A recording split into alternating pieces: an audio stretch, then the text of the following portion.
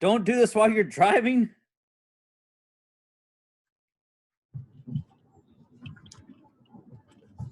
Hello?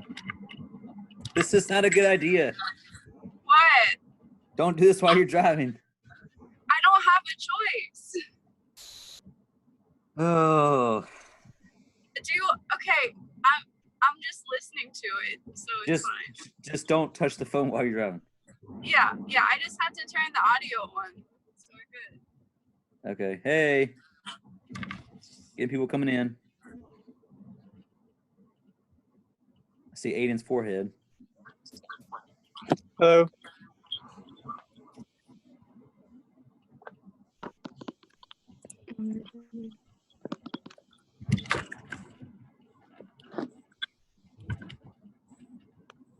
I'll give everybody else a minute or two to get in.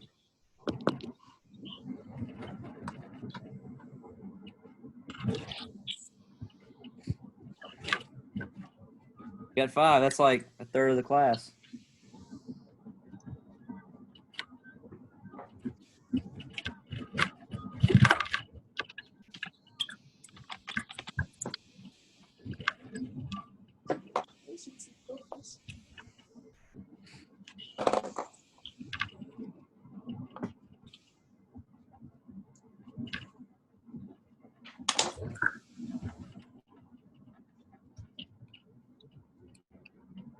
All right. Any more? Jerry. I think I know what And Zach. with internet audio.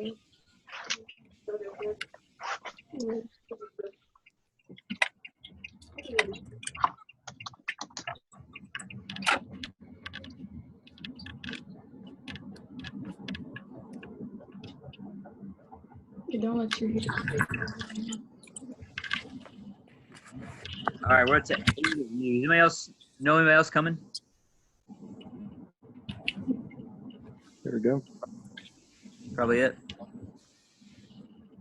Okay. We'll try to keep this as brief as I can, and if I manage to not realize somebody trying to get in, let me know, and I'll go tag them in, just shout out something. I have no idea if you've been following along with my video or not. If you have not, that's fine with me. I'm not upset or anything. I just want to kind of talk about what we finally know about the AP exam now. First day is your AP Euro exam. May 13th. Wednesday, May 13th. What time? 1, I think. 1 o'clock, I think. 3 p.m. Oh, 3. So unless you're going to be somewhere else that day, out of town or something, make sure it's Central Time, 3 p.m. It's I'm assuming it's a non-negotiable time. So like whatever time they set up for you, which is 3 p.m., that's the time you need to have slated down. So make sure you put that in your calendar or something as a reminder. They're saying they're going to have the servers open half an hour beforehand. I would highly suggest getting in to make sure that you can access it. To me, because this is just an essay, I would just handwrite this.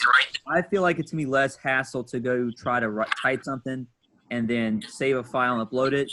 My thing is you get your phone open, you get to the server, you see the prompt, you write it on paper, and then you submit it that way and not worry about – that's just me. You can do whatever you want, but that's just how I kind of feel about it. What I kind of want to do today is, since we now know the test – we know as much information about the test as we're going to know essentially now. So we want to talk about it very briefly. You now know the day, the time. Let's talk about the format. So Friday, I sent the format out on a I got to delay something. I sent the format out via Remind. It's also a Moodle page. If you want to check it out, it's a modified DBQ. All of the DBQs are all the histories doing the same kind of DBQ format. So I want you to be aware of the format and how it's going to look. They said in the information that the test material can only come from units 1 through 7, which to you that means periods 1, 2, and 3. So that's Renaissance, Exploration, all the way up through the stuff right before World War I. we were wrapping up the stuff for World War One right when we left class. I think I did like a day of video notes on it back in like mid-March, and that finished unit for us. What was that, unit 11 for us? Anyway, so that finished up that all the material you could have. The biggest thing is, I don't know if you've been following the video notes what I've been doing. What I've been trying to do, because it's just kind of hard to do anything else, is I've been reading from the Princeton Review packets. The Princeton Review packets are on my Moodle page now. They've been there all year long. What I've been doing every day is I post a video notes and link the packet I'm reading from. The big thing is, while the Princeton Review packet's good for kind of overall big ideas, it's not all key concepts. It's not covering all information that's possible. So, which is also why I've been linking the course guidebook along with me. So like if you go through their material, you can kind of see what topics could come up and kind of correspond to the Princeton Review. My thinking for Princeton Review has been, I want to keep it very short every day. I keep it to about 20 minutes a day. That way it's in consumable chunks. So basically, what you can do is, if you haven't watched anything up to this point, is you could take 30 minutes a day, go watch the 2 videos I've put out every day, and watch a crash course behind it. That's 30 minutes, and you're done. Do that once a day or twice a day, whatever, and get yourself caught up between now and May 13th. Because you have a month and a half, not a month and a half, a month and a week or so to basically get prepared for this exam. My biggest concern, especially because you're seniors, is staying motivated to take this test and doing what you need to do to be ready to take this test come May. If you're doing nothing else, if you don't want to listen to me read the packet, I understand. That's kind of boring, and I get it. Just please at least read the Princeton Reviews. I feel like the question, whatever it might be, will be broad enough to where if you at least read the packets, and I would also suggest watching the crash courses, that would help you out a whole bunch. But they acknowledge on College Board that this is going to be open notes. So on the day of the exam, if you want to have like all your paper right in front of you, ready to write on, and all of your notes and textbook and Google pulled up off to the side, they know that you're going to be pulling stuff off the internet or off your sources. They encourage it basically. So you can do that. It's okay to do that. What can you not do? Close your eyes. And also Copy sit there paste. and do what with each other? Talk to each other. Right. You can't get to like a big session right together. If you do, I don't know. I don't want to know about it, but like, don't do it because they're going to be checking for that kind of stuff. But my point is, you're going to have stuff at your fingertips that you can use. Just have it ready and available. But that's kind of what I've been doing for review up to this point. As I said, Friday, I'm going to go down from Monday to Thursday now, not all 5 days, because we don't really need to at this point. I'll be able to finish up the material by the first week of May or so. Also, I don't want to Zoom you to death because I feel like that's unnecessary. We're going to have this meeting today. I'll probably have a catch-up meeting the first week of May, and that's it. And I'll keep putting out the videos between now and then, unless there's something else y'all need me to do between now and then. Just kind of let me know. So what I want to do is go to that website. Go ahead, Miranda. I have one question. Are all Yeah. the old test questions still on your Moodle? Yeah, I haven't taken that down, so that's also there. Okay, because I have some memory problems, obviously, so I was just hoping that like that material is like still there for me to go over because I need a little bit more in depth. Yeah, PowerPoints and tests are also there. I haven't taken any of that down, so it's just top of the Moodle page. Go check it out there. I'm going to go to that web link I sent out to you about an hour and a half ago from College Board. If you scroll down from the test dates and all that, I'm looking at European history, and we're going to go through it real quick. So it says test date, May 13th, Central Time, 3 p.m. All you're doing is writing a 1 45-minute DBQ essay. That's it. Just 1 45-minute DBQ essay, nothing else. So, and that's a pretty amazing deal. You can get full credit for this by just taking, and all you are great writers. Y'all can all knock this out the park. Just take it seriously. I have full confidence you should all walk out of here with 4s and 5s if you just do what you're supposed to do between now and then. Let's go through the modified if you haven't already gone through it yourself. And I have the rubric posted to Moodle page, and I sent it out too if you want to look at this after the video is over with. So respond to the prompt with historically defensible thesis or claim that establishes a line of reasoning. Describe a broader historical context relevant to the prompt. So those 2 points are the same. Thesis and contextualization have not changed. So your first intro paragraph should be first 4 or 5 sentences should be contextualization, and then 2 sentences or more for thesis, and that's the same. That has not changed at all whatsoever. So here are the new parts. Support an argument in response to the prompt using 4 documents. They're going to give you only 5, not 7. So usually you have a 60-minute essay for DBQs. Now it's only 45. So that 45 includes your planning time. I would still take 5 to 10 minutes planning, but you're only going to have about 35, 40 minutes to write this sucker, which is why they're only giving you 4 to do. You can do all 5 documents, but you're only required to get 100% points with doing 4. Use at least 2 additional pieces of specific historical evidence beyond that found in the documents.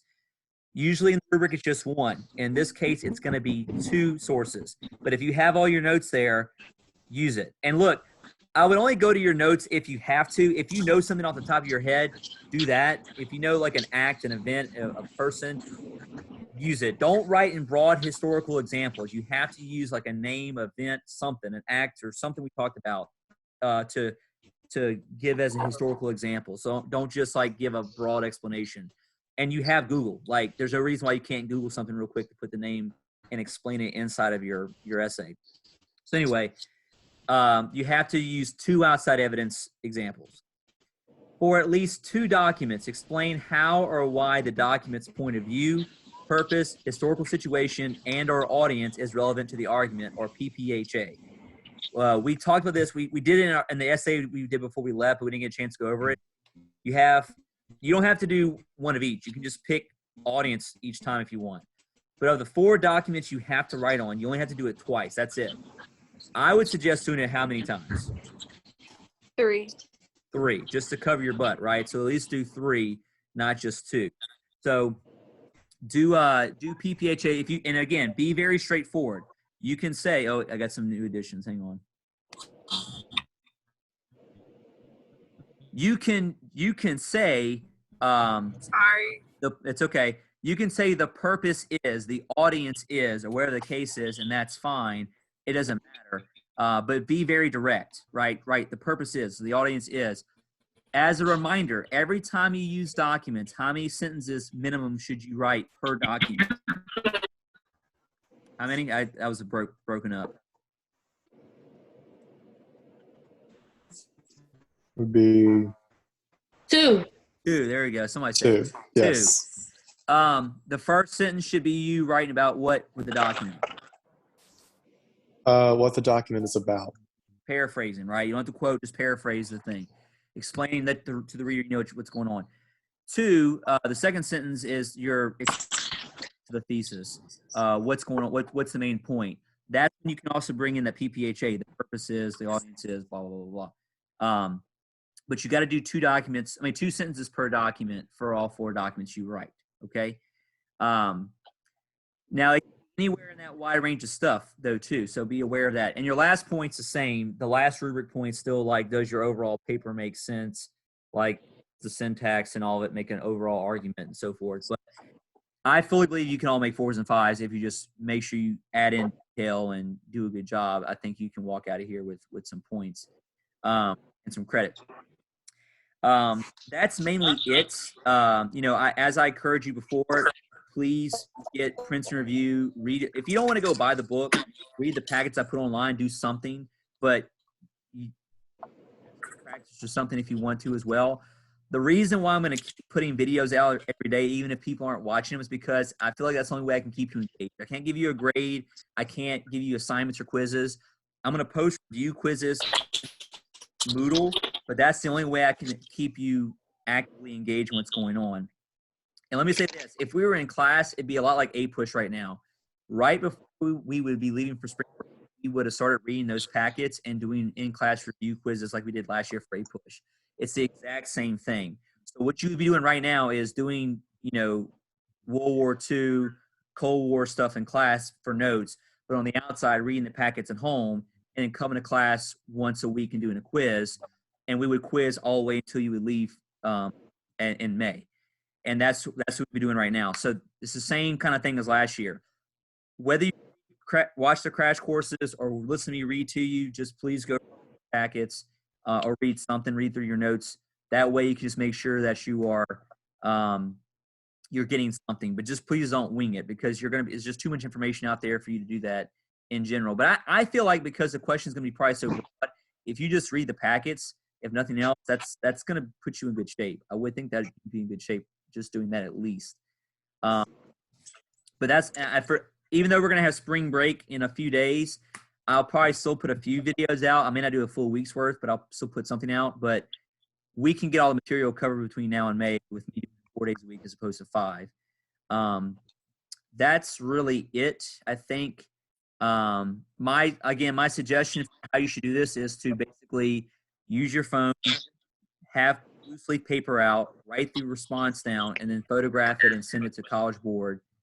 You're going to get 5 additional minutes for uploading. So it's 45 to write, 5 additional for uploading your essay. So at this point, do y'all have any questions for me? I have a question. Yeah, Jerry. So you suggested like handwriting it. Is Yeah. there any way that we can pull up the documents on a computer, but also have the submitting thing open on our phone at the same time? I don't know, because we didn't have done it before, so I would assume that.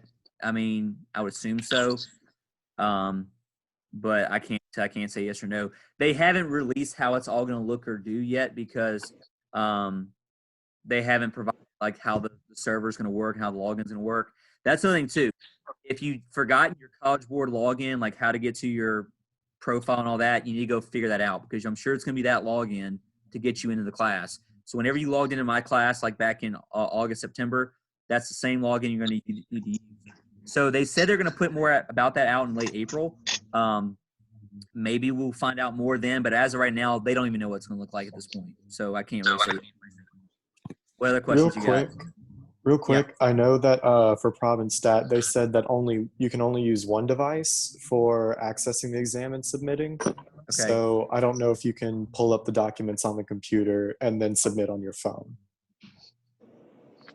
I don't. Yeah, I think she meant like to type it or write it. I think she meant like side by side on her computer. But that's why I say use your phone and then like pull up whatever you need to pull up on the laptop while you're writing. That's just me though. What else? Do you have the review quizzes you did for the packets last year for your own still? Yes, I was waiting until this meeting happened. I'm gonna start putting those out probably tomorrow. So like the ones we've covered thus far, I'll start putting out. We covered all of packet 1 for period 1, and we covered half of period 2. So I'll put the 3 quizzes out tomorrow, and I'll probably put out the last period 2 quiz list later this week or next week or something to at least give you some practice. But Princeton Review has stuff like the actual book. That's another source. If you go to the actual College Board site, there's stuff there to look at too. There's stuff you can look at, but none of it's multiple choice. So what else you got? Anything else? Nobody? If anybody's been watching the videos, been using the information, is anything I could do better or do for you differently that would help you?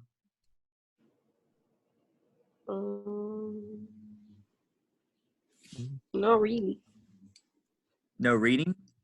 I said not really. Okay, not really. No reading. Nothing I can think of. Okay, that's fine. If you think of something between now and May, please feel free to email me. I don't want to constantly bombard you with these kind of like videos and stuff. Just keep at it. And you, like, all of y'all are fantastic writers. Y'all can definitely get a 4 or 5 on this. Just, you got to stay engaged and just do a little bit of something every weekday or something, or every other day. I don't care. Just do something to keep your mind fresh on this material, because you don't want to get too far behind. It's going to be 2 months, unfortunately, before the test happens and when we left school. I think that's basically it. So if you haven't gotten your refund yet for the field trip, that will be coming in the mail to you at some point. Miss Jackson's been working on that. I do have the shirts. Unfortunately, per admin, I can't give you the shirts. I got them like 2 days after we left from the break. So I have the shirts, but at some point, if at some point you graduate and you're just private citizens, I'll get you the shirts. But until you're not in high school, I can't get you the shirts. But whenever you're no longer belonging to Zachary High, I can get you to that point or something. And we might have like a get together this summer or some point to have kind of a farewell to European history, something. But I'll make sure you go ahead. No, I wouldn't say anything. Okay, I'll make sure you get the shirts at some point though. But I do have them. I just can't release them yet. I think that's really it, guys. I plan to do one more follow-up video the first week of May at some point. We'll send out something before then. Let you know. If you have questions for me, let me know, and I'll respond to my email at some point. Jerry, I'm going to do your letter. I got your email today, so I'll get it to you tonight or tomorrow. Thank you. Okay. I think that's it. Everybody's having a good quarantine? Yeah. Yeah. Yeah. Okay, well, stay safe. Be careful. Hopefully we see each other again at some point.